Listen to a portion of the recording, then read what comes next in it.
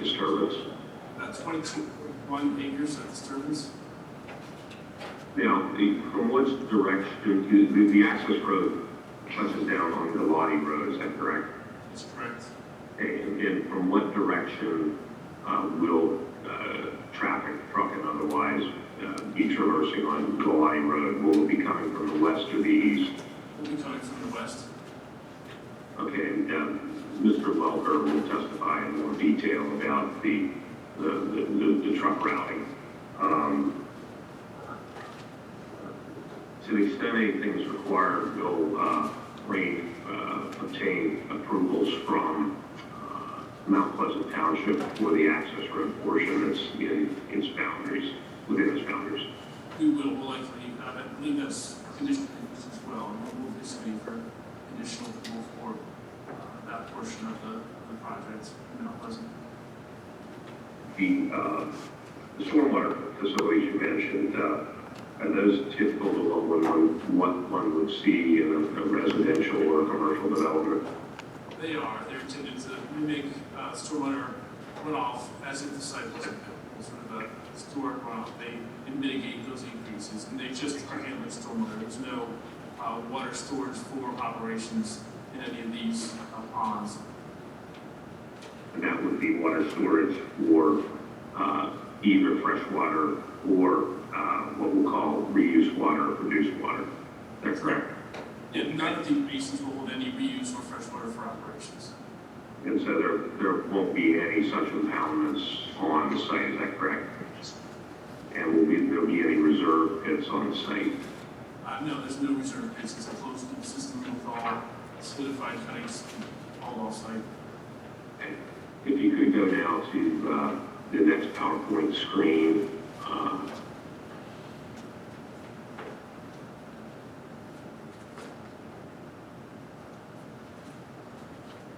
And what is the PowerPoint screen? I think it's page 4 of Exhibit 2.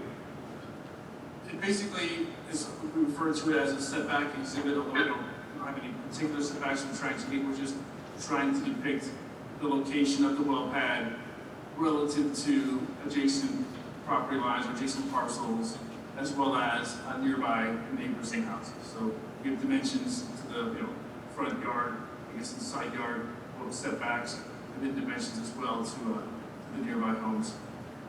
Now, the Pennsylvania Oil and Gas Act has a minimum required setback between the vertical well bore and the building of 500 feet. Is that correct? Okay. The township ordinance doesn't have any specific setback requirements, but does have an overlay that's 500 feet from well-boarded buildings and 200 feet from well-boarded schools. Is that correct?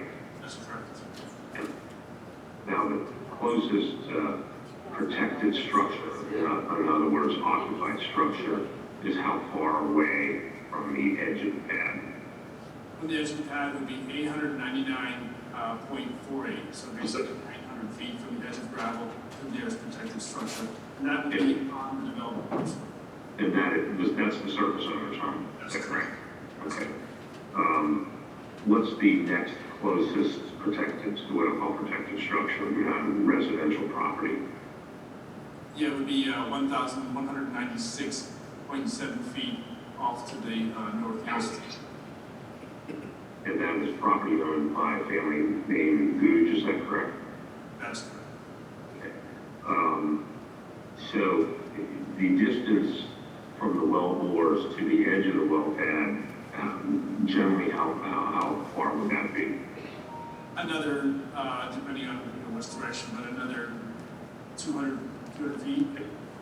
So the well bore distance, the closest well bore to the Googe home would be approximately how far away? I would say it's probably, there's 250 feet in there, so about 1,200 to 1,450 approximately. And what's in the area of that 1,450 distance? It's mostly wooded. We're not cutting any trees in that direction. You can see our limit of disturbance sort of follows the agricultural field lines. So it's primarily a wooded area between the edge of gravel and that nearest structure, that nearest residence. So the distance from the closest well bore to the Gooch residence at 1,440 feet is almost 3 times what the DEP requirement is. Is that correct? That's correct. Okay. What about schools? What's the distance from the well pad from any schools? To the actual school buildings, we have this location being 9,850 feet at the Cecil intermediate. We're actually slightly closer to Fort Cherry School at 8,700 feet. And the property line from the well pad to the Cecil intermediate property line would be about 9,580, and then about 7,940 to the Fort Cherry property school. The ordinance has requirements related to clearing and grading, and you've reviewed, correct? That's correct. Okay. Will there be much timbering on this site? No, just a little bit of clearing near our stream crossing, right across as we enter in Cecil with the road, but the bulk of the site is agricultural fields. So the bulk of the site's existing farm pasture, is that right? That's correct. Will rain burn any of the material that clears or cuts down on the property? No, we'll mulch. We'll mulch everything that's some in size. Okay. What are the hours of operation that are contained in the Unified Development Ordinance allow construction between 6 a.m. and 10 p.m. and then exempt drilling and hydraulic fracturing operations? Will Range comply with those hourly limits? We will, and we can, as we discussed during the last hearing, we wouldn't start at 6, so we typically would follow a 7 a.m. to 7 p.m. Monday through Saturday construction time frame. Let's go to the next screen now.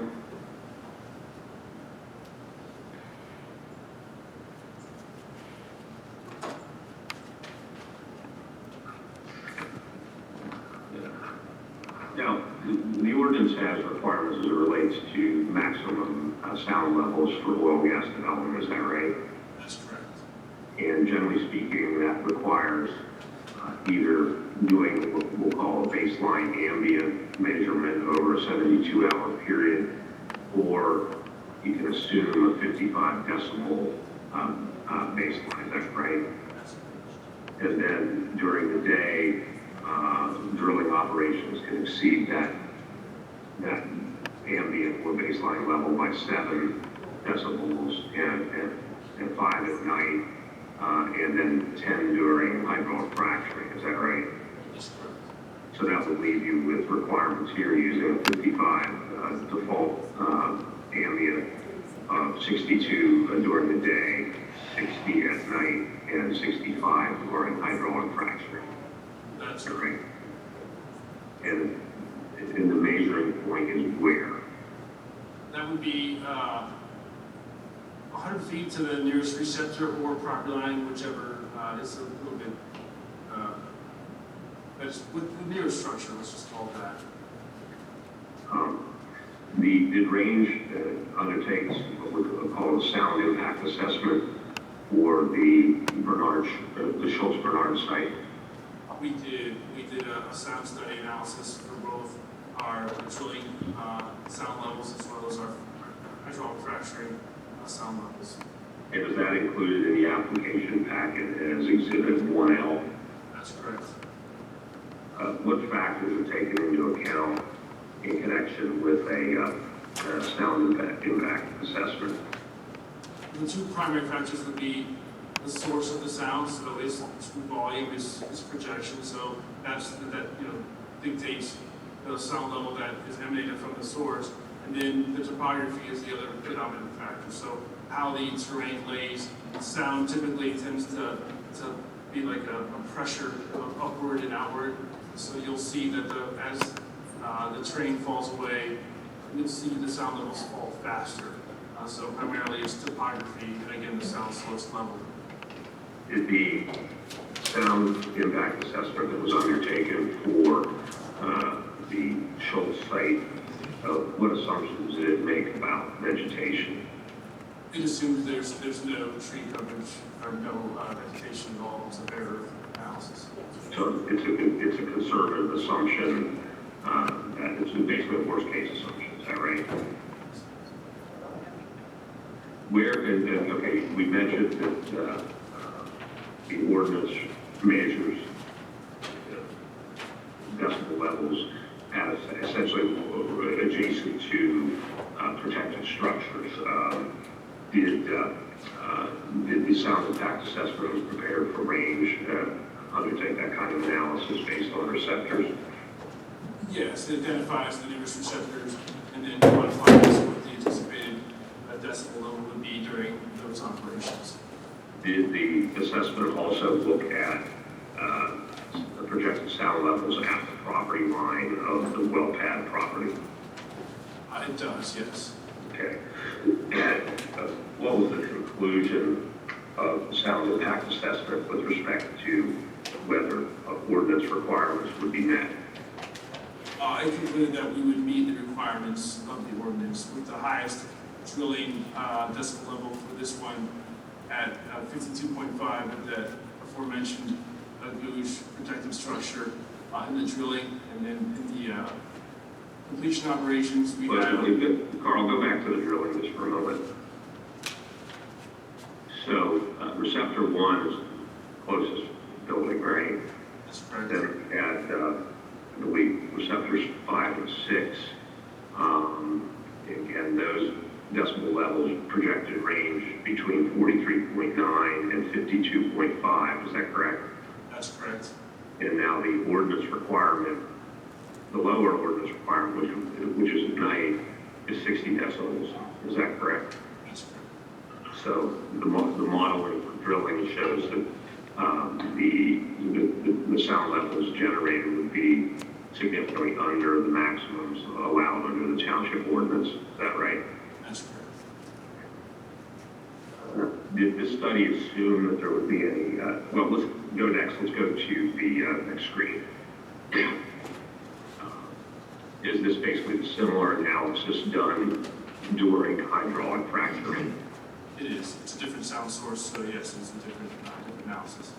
Okay, and again, those three closest receptors, the decibel range from 48.1 up to 57.6, is that right? That's correct.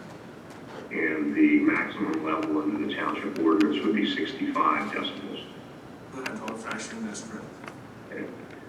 Now, when the analysis that was done for range, did it make any assumptions as to whether there would be sound walls on the well pad? It does not. This assumes there are no sound attenuating features on the well. Okay. Now, the Planning Commission recommended that range install sound attenuating walls. Is range willing to do so? We are.